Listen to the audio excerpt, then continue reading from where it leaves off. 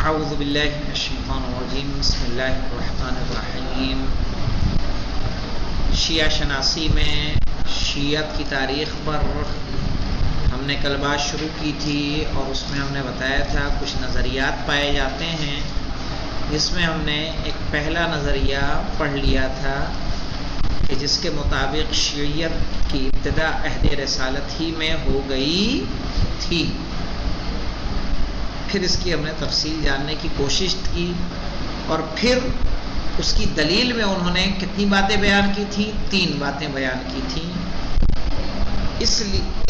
اس کے ساتھ کہ ہاں نہیں، واقعی 3 دلیلوں کے ذریعے ہمیں پتہ یہ چلتا ہے کہ شیعیت کی ابتدا زمانہ رسول میں ہو چکی تھی۔ آئیے دوسرا نظریہ ہم لوگ پڑھتے ہیں۔ دوسرا نظریہ کیا کہتا ہے؟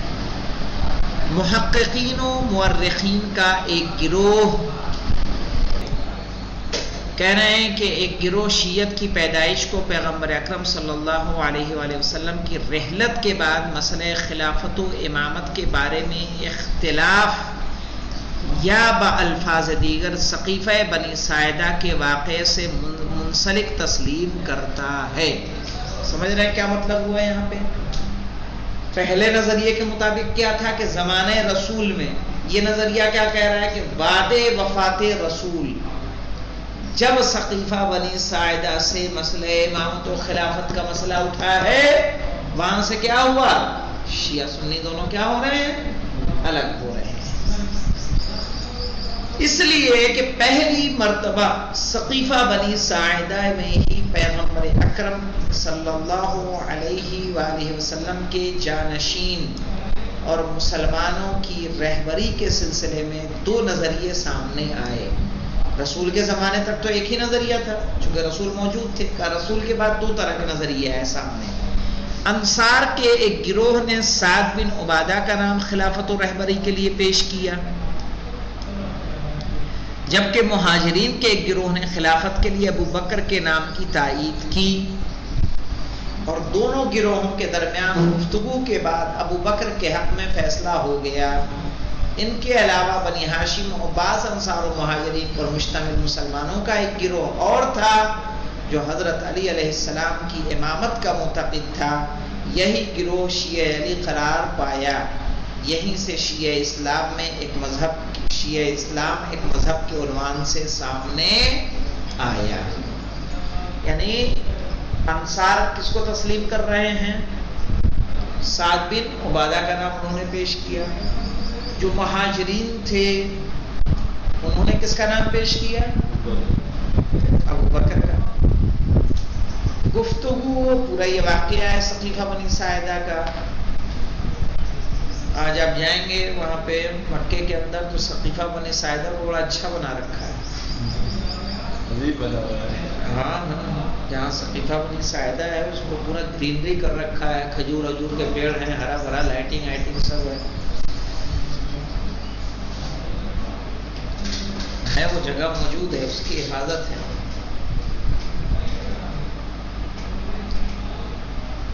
دیکھیے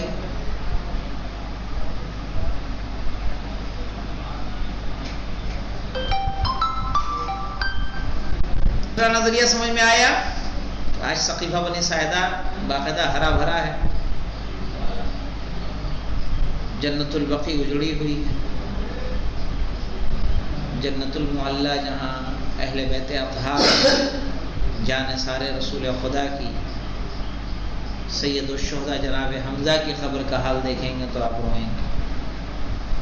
جو جنگ بدر میں 70 شہداء شہید ہوئے تھے جنگ احد میں، ان کی قبریں دیکھیں گے تو گریا ہے اس عالم میں۔ لیکن جنت الباغف وہ جو ہے سقیفہ بنی ساعدہ بہترین بنا ہوا ہے۔ آگے آئیے تیسرا نظریہ دیکھتے ہیں۔ اس سلسلے میں تیسرا نظریہ بھی پایا جاتا ہے۔ یہ تو سمجھ میں آیا؟ جو سابقہ 2 نظریوں پر مشتمل ہے۔ اس نظریے میں کیا ہے؟ دونوں نظریے پائے جا رہے ہیں۔ دیکھیے کیسے ہے، اور ان دونوں کو ایک حقیقت کے 2 رخ یا 2 مرحلے قرار دیتا ہے۔ اس تیسرے نظریے کی بنیاد پر سابقہ دونوں نظریے ایک دوسرے کے مخالف نہیں ہیں، بلکہ دونوں نے ایک مسئلے کو ایک خاص زاویہ نگاہ سے دیکھا ہے. اپنے مقام پر دونوں ذریعے صحیح اور احادیث و روایت نیز تاریخ و شواہد و دلائل سے ہم آہنگ ہیں. پہلے نظریہ کا خلاصہ یہ ہے کہ عقیدہ تشیع اور شیعی رجحان کا آغاز عہد رسالت میں ہو گیا تھا. سب سے پہلے جس شخص نے نظریہ پیش کیا وہ خود سرور کائنات حضرت محمد مصطفیٰ صلی اللہ علیہ وآلہ وسلم کی ذات گرامی تھی. لیکن اس زمانے میں مسلمان شیعہ اور غیر شیعہ دو فرقوں میں تقسیم نہیں ہوئے تھے. دوسرے نظریہ کا ماحصل یہ ہے کہ خلافت و امامت کے بارے میں ایسا اختلاف جس کے باعث مسلمان تقسیم ہو گئے، اور ایک گروہ نے شیعہ کے عنوان سے حضرت علی کی خلافت و امامت کی طرفداری کی، جبکہ اس کے مقابلے میں دوسرے گروہ نے ابو بکر کو پیغمبر اکرم صلی اللہ علیہ وآلہ وسلم کا بلا فصل خلیفہ منتخب کر لیا. ایسا اختلاف رحلت پیغمبر اکرم کے بعد ہی رونما ہوا، لہذا مذہب شیعہ کا وجود بھی اس تاریخ سے وابستہ ہے. ظاہر ہے کہ ان دونوں نظریات میں کوئی ایک دوسرے کے مخالف نہیں ہے، دونوں اپنے اپنے مقام پر درست ہیں. بعض محققین نے اس نقطے کی طرف توجہ کرتے ہوئے ان دونوں نظریات کو ایک مکمل نظریہ اور ایک مسلسل حقیقت کے دو پہلو یا دو مرحلے قرار دیے ہیں. علامہ سید محسن امین نے پہلے یہ بیان فرمایا مولانا کہ شیعی عقیدہ اور نقطۂ نظر عہد پیغمبر ہی میں وجود میں آ چکا تھا، اس پہ غور کرنا، اور اسی دور میں مسلمانوں کے ایک گروہ کو شیعہ کہا جاتا تھا. اس کے بعد آپ فرماتے ہیں کہ مسئلہ خلافت کے سلسلے میں مسلمانوں کے درمیان اختلاف کے باعث تشیع کا ظہور ہوا. علامہ محسن امین مزید فرماتے ہیں گزشتہ بحث سے معلوم ہو گیا کہ عہد پیغمبر میں ہی مسلمانوں کے ایک گروہ کو شیعہ علی شمار کیا جاتا تھا. پھر مسئلہ امامت کے بارے میں اختلاف کے نتیجے میں اس کا ظہور ہوا، اس لیے کہ اس گفتگو میں انصار و مہاجرین نے کہا ہم دونوں انصار و مہاجرین میں سے رہبر منتخب ہونا چاہیے، لیکن مہاجرین نے اس دلیل کی بنیاد پر کہ پیغمبر کے قبیلے سے ہیں اور امامت قریش میں رہنا چاہیے، انصار کی بات قبول نہیں کی. جبکہ بنی ہاشم اور انصار و مہاجرین کے ایک گروہ نے امامت حضرت علی علیہ السلام کو تسلیم کر لیا. یہ وہی شیعہ تھے. یعنی اس رائے تیسری رائے سمجھ میں آئے کیا کہنا چاہ رہے ہیں؟ کیوں مولانا؟ تیسری رائے کہنا یہ چاہ رہے ہیں کہ پہلی رائے کیا ہے کہ زمانے شیعت کہاں زمانے پیغمبر میں تھی. دوسرے کے حساب سے کہ سقیفہ بنی ساعدہ میں جب خلافت کا مسئلہ ابھرا، اس کے بعد جب ابو بکر کی خلافت تسلیم کر دی گئی تو وہاں کچھ لوگ ایسے تھے کہ جو مولا کائنات کو بلا فصل اور رسول کے بعد خلیفہ تسلیم کر رہے تھے. تیسرا نظریہ یہ کہہ رہا ہے کہ دونوں باتیں صحیح ہیں. نظریہ تشیع زمانے پیغمبر میں موجود تھا لیکن بشکل مذہب موجود نہیں تھا. بشکل مذہب امامت میں اختلاف کے مسئلے کے بعد رحلت پیغمبر کے بعد ہی وجود میں آیا. تو نظریہ موجود تھا، مذہب کا وجود میں آیا رحلت کے بعد. آئے سمجھ میں؟ تیسرا نظریہ کہہ رہا ہے.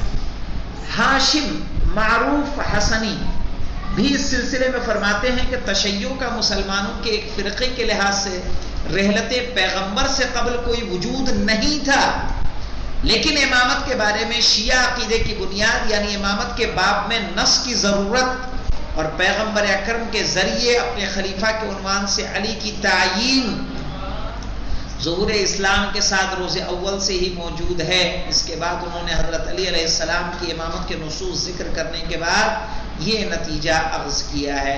مندرجہ ذیل مولانا. اب یہاں پہ دیکھیے اصل فرق شیعہ و سنی کا کون سا مسئلہ ہے مولانا؟ کیا کہلایا ہے؟ مسئلہ امامت. کیا ہے جو آپ سے سوال کیا تھا مولانا منظور عالم جعفری نے کہ اصول دین کتنے ہیں؟ آپ نے کہا 5 ہیں. 5 کہاں ہیں؟ تنظیم کی کتاب میں ہیں. ورنہ اصول دین کتنے ہیں؟ 3. توحید نبوت قیامت ختم. میں نے 3 بتایا تھا اہل سنت کے اعتبار سے. نہیں ہے ہی وہ، چونکہ اگر ہم یہ کہہ دیں تو ان کو نہ ماننے والے، امام کو نہ ماننے والے کیا ہو جائیں گے؟ کافر ہو جائیں گے. کیونکہ عقیدہ کیا کہہ رہا ہے، حدیث کیا کہہ رہے ہیں؟ کل من قال لا الہ الا اللہ محمد الرسول اللہ فہو مسلم. جو بھی لا الہ الا اللہ محمد الرسول اللہ کہتا ہے وہ مسلمان ہے. میں تو کہا تھا جناب یہ مسلمان. ارے کہا دلیل نہیں تھی نا کوئی. نہیں، انہوں نے کہا کہ یہ کتنے اصول ہے دنیا میں؟ 5. تو پھر کہتے کہ کون کون تھے، پورا بتایا تو کہتے کہ اس میں کون تھے نہیں اہل سنت مانتے، اور اگر ان پر عقیدہ نہ ہو تو کیا رہیں گے؟ کافر. کہتے تب مسلمان کیا ہوئے؟ نہیں، میں نے کہا کہ بہرحال گڑبڑ ہوئی تھی. اہل سنت تین کو مانتے ہیں نا اس اعتبار سے کہ نبوت اور عدل کو نہیں. اب آئیے تشیع فقہاء و متکلمین و محدثین کے نزدیک اپنے معروف معنی اور امتیازی خصوصیات کے ساتھ مذکورہ نصوص کے باعث عہد رسالت میں ہی وجود میں آ چکی تھی، اور صحابہ کا ایک گروہ تاریخ اسلام کے پہلے مرحلے میں وفات پیغمبر کے بعد اسی عقیدے پر ثابت قدم رہا. خود حضرت علی نے اسلام و مسلمین کے مصالح کی خاطر اس ماحول میں مصلحت آمیز رویہ اختیار کیا. رویہ کیسا تھا؟ مصلحت آمیز، جو مولا کائنات علیہ السلام کی 25 سالہ خاموش زندگی ہے کہ جس میں آپ نے اپنے کام کو انجام دیا ہے. سوچئے کہ وہ کتنی سخت زندگی ہے، کتنی مظلومانہ زندگی ہے مولا متقیان کی. مفکر شہید، یہ جو سوال آپ سے کیا گیا تھا، مفکر شہید آیت اللہ باقر الصدر بھی اسی نظریے کے حامی ہیں. کس نظریے کے؟ اوپر جو ذکر ہوا کیا؟ واقعی جواب دینا چاہیے، یہاں تک تو پہنچے نہیں تھے. میں نے یہی تو کہا وہ وہاں نہیں پہنچے ہیں. مطلب 1-2 وہاں مجھے ایسا لگ رہا تھا کہ ہم نے پڑھ لیا، پھر اور یہ تو پڑھا ہی نہیں ہم نے. یہاں پھر سے پڑھ لیجئے اس کو، دیکھیے تاکہ آپ کو شہید باقر الصدر کا نظریہ یاد رہے. تشیع فقہاء اور متکلمین و محدثین کے نزدیک اپنے معروف معنی، یعنی علی کو کیا ماننا؟ بلا فصل خلیفہ ماننا، امامت کے لیے نص کا قائل ہونا، اور امامت کو نسل شہزادی فاطمہ میں معین ماننا، اس سے خارج نہ ماننا. یہ شیعت کا امتیاز ہے. سمجھ رہے ہیں کہ امام اگر کوئی ہوگا تو کس سے ہوگا؟ نسل شہزادی کونین سلام اللہ علیہ سے. صحیح ہے. اور نسل مولائے کائنات.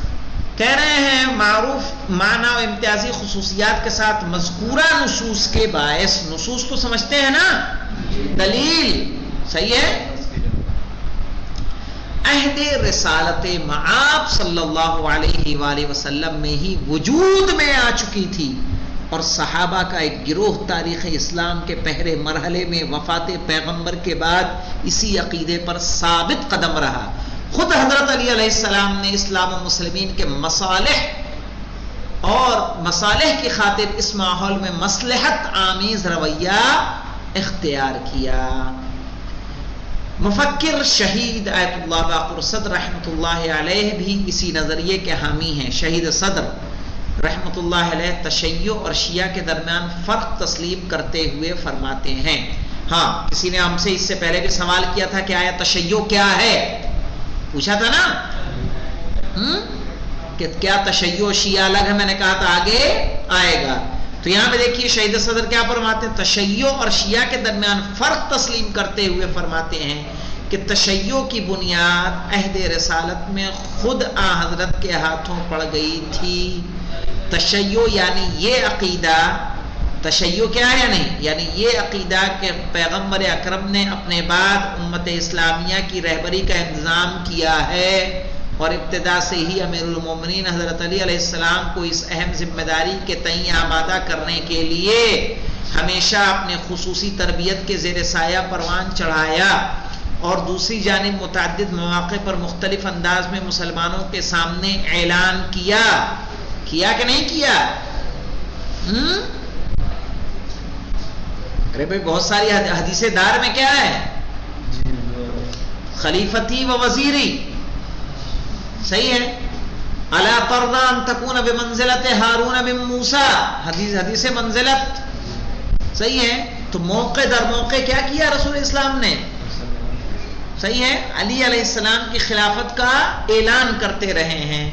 اپنے نظریے کے ثبوت میں شہید صدر رحمت اللہ علیہ نے 2 طرح کے نصوص سے استدلال کیا ہے. 2 دلیلیں دی ہیں. ایک وہ نصوص جن سے حضرت علی علیہ السلام کی بنسبت پیغمبر اکرم کے خصوصی تعلق اور نگاہ پیغمبر میں آپ کی قدر و منزلت کا اظہار ہوتا ہے، اور دوسرے وہ نصوص جو رحلت پیغمبر کے بعد حضرت علی علیہ السلام کی امامت و رہبری پر دلالت کرتی ہیں. صحیح ہے. امیر المومنین حضرت علی علیہ السلام کی قدر و منزلت بیان کرنے والی چند نصوص یہ ہیں. اب یہ نصوص انشاءاللہ ہم لوگ کل پڑھیں گے. یعنی ابھی شہید صدر رحمت اللہ علیہ کی بات ہماری مکمل نہیں ہوئی ہے. صحیح ہے. تو ان کی بات سے آپ نے کیا معنی اخذ کیا کہ تشیع نظریہ ہے، شیعہ مذہب ہے.